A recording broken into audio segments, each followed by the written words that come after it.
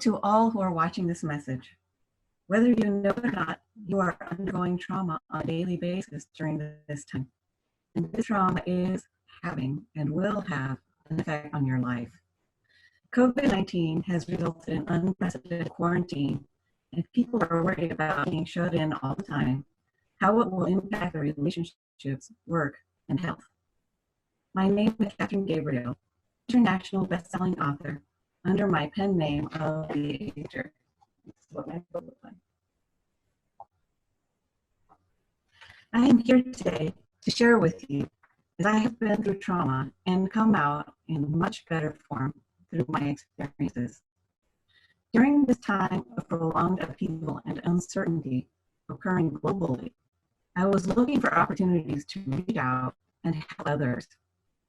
Amazingly, a friend I met at a mastermind networking event about a year ago introduced me to Speaker's Pathway, and here I am getting my chance to provide some tips during what essentially amounts to global lockdown of humanity.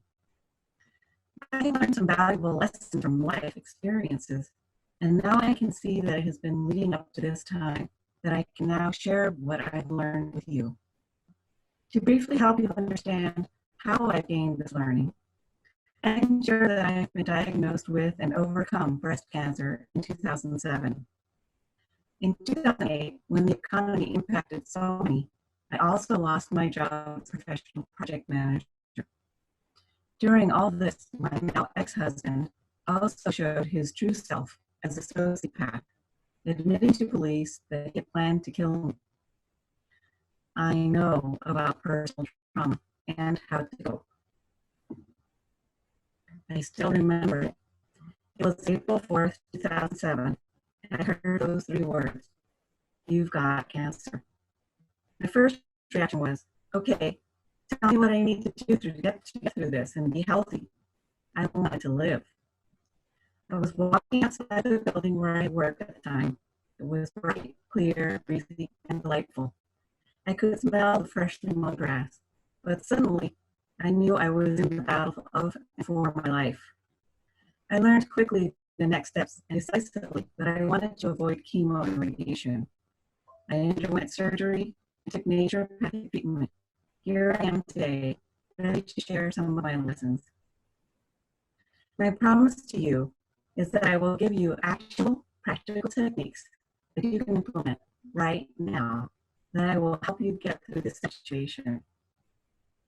These various actions will help you address different aspects of the pandemic the world is facing today. Now I'll give you 7 valuable techniques to help you cope and maintain your well-being during these uncertain times for literally everyone. For your body, strength, calming, and centering yourself, I suggest yoga as exercise. This form of exercise has been recommended to me by multiple doctors as I was receiving treatment for cancer and beyond. I have been practicing yoga since 2013 and feel that it has benefited me both physically and helped to use breathing better to calm me. Until you can get back to an in-person class, there are online classes, and the TV service I use is Amazon Fire. Right now, there are yoga classes available as part of the Prime membership. I tried them out and found them to be helpful. As I was feeling out of sorts, not being able to get to class for a few weeks, mission accomplished. I felt better once I did it, and I didn't even have to get my official yoga gear on or even brush my hair. Your mind, reading good books or watching quality online videos on self-development, states of interest that will help you to cope or learn new skills with all the excellent ways to use your time and mind. I have been focusing on 2 books. One of the books I started reading some months ago is the Bible, because that's my faith, and for me, it is really important for the situation. The other is The Impacts of Survival Guide by Judith Orloff, which is helping me understand what it means to be an empath and strategies on how to cope with being able to actually experience other people's emotions and energies in your own body and spirit. For your emotions, I highly suggest journaling. Write out what you did and how you felt each day. I know journaling may feel like talking to yourself, or maybe you're worried someone might read it someday, but who knows? You may find it particularly useful later if you want to write a book. Journaling can be done with a particular focus as well, such as, what am I grateful for today? This will help you keep looking up into what is good in your life. There is usually a silver lining, even in the darkest of clouds. Socially, things have been turned upside down and inside out, especially for my friends who are used to being out on the go with large crowds of people. In this case, I would suggest that you set up times to either talk on the phone or via Skype or Zoom with friends, family, or perhaps affiliates for networking or what have you. In fact, this is where I got the idea for this message. My niece had reached out to her grandma, my mom, and I happened to be at my brother's home at the time. His mom lived with my brother. My niece had asked for tips for when you are doing everything at home, including work. How to separate the space so you don't feel like you're at work all the time. I mentioned some of the same tips I just provided to you, and more on the workspace later. Another social outlet that I've heard of is this. I know of a group that is meeting over dinner, each from their own places on Friday evenings as a social outlet. I think this is brilliant. I did not get a chance to attend this Friday, but I hope to do so in the near future, as I'm looking forward to seeing people I know and meeting new people also. I think there's no agenda, and it is a meeting of folks, in this case, who are all authors or work with authors, and we can share how things are going and have a bit of fun. For dealing with working in the same place as I mentioned earlier, as you do everything else, you're doing everything in the same place, depending on the space and equipment you have to work with. Here's the way I separate work from home. I have a work laptop, and once I am done for the day, I shut it down and actually close it. This is a cue to myself to stop thinking about work. I also arranged my space to keep my work in one part of the room and yet be able to engage in personal activities on my personal laptop in a different part of the same room. I know about that aspect as I have been working about 80% of the time from home for several months now, and I've experienced the feeling of isolation and wanting to keep work separate from personal interests. Next, I would like to cover the matter of when we have our lows. We will all have good days and also times where we feel low, lonely, anxious, worried, or afraid. First of all, remember, you are human. There will be those times. Be compassionate with yourself and avoid letting this low linger. Recognize that this is a serious matter. Then do something that will help you snap out of it for yourself and those who you love and who love you. When we slip and then follow it up with being self-critical, this causes potential negative patterns in thinking and will not serve you or your higher purpose.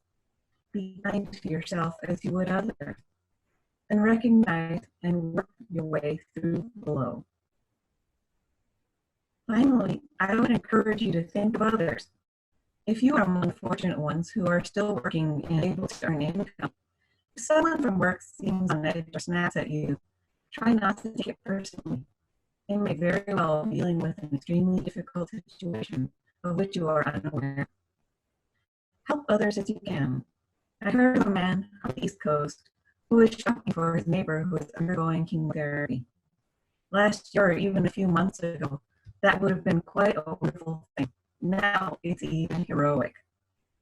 For all of you who are already doing these things, bravo. Be mindful, everyone deals with stress, nerves, anxiety, fear, and even panic in their own way. Some buy up all the toilet paper in the world and hold it in their homes. Others, like healthcare providers, police, firefighters, even garbage collectors, and I'm sure many others, keep going with their work and serving society. I salute all of these vital roles and sincerely thank all of you for your admirable attitude, caring, and work ethic. I also would like to mention those who tend to people's spiritual needs. This is now occurring online, and I sincerely thank all those who seek to help keep people focused on higher and yet practical matters. If you find that you need to leave your place to get groceries and supplies, and you see people who seem to be oblivious to the situation, try to keep calm. I know that I personally reacted strongly and negatively about people who appear to be doing whatever they wanted, no matter who they might harm, by disregarding the quarantine and social distancing. What I did was to just focus on doing my best to take care of myself and loved ones, and steer clear of those who are apparently not being careful. Because it does no good for one to be upset, and actually lowers your immune system and puts you at greater risk when anxiety is heightened. I really do understand the angst. For example, pre-COVID-19, in my first, I used to be concerned about having meals and parade. Now, during COVID-19, I carry two spray hand sanitizers. And bonus, I have a small bottle of hand sanitizer and Clorox wipes in my car. So yes, I do get it. I encourage you to please take a moment and reflect on those times in your life when you've had some difficult or even soul-crushing experiences. It's because that's what I am doing, and it's working. Think of what you have learned, what you did that made you a better person, and that you can apply now to this situation. Remember who helped you. Think of who you can help. Acting upon this in the ways you can really does help make you keep your perspective in check, and it can be fulfilling. Use this precious time to truly connect with others. Even if you are single and live alone, there are likely people in your life who care about you and who you care about. You can also use the time to reflect, meditate, and get clear on what is important, who you can help, and what you want your focus to be in the future. You can also start to act on your desired future state now. I close by leaving you with this thought. What can I do to help others? How can I make a positive impact on the world right now? I sincerely hope that I've been able to give you some practical tips and techniques on how to cope during these uncertain times. My specialty is working with people who have experienced trauma from unhealthy relationships or negative work environments. Once you have stabilized and are not in crisis or survival mode, I can help you focus on healing and moving beyond the root cause and hurt. I can help you on your journey to thriving and loving your fulfilling life. Thank you so much for watching. Take care, and if you wish to contact me, please email me at beavictornow@gmail.com. The information now tells. I am Catherine Gabriel. Thank you.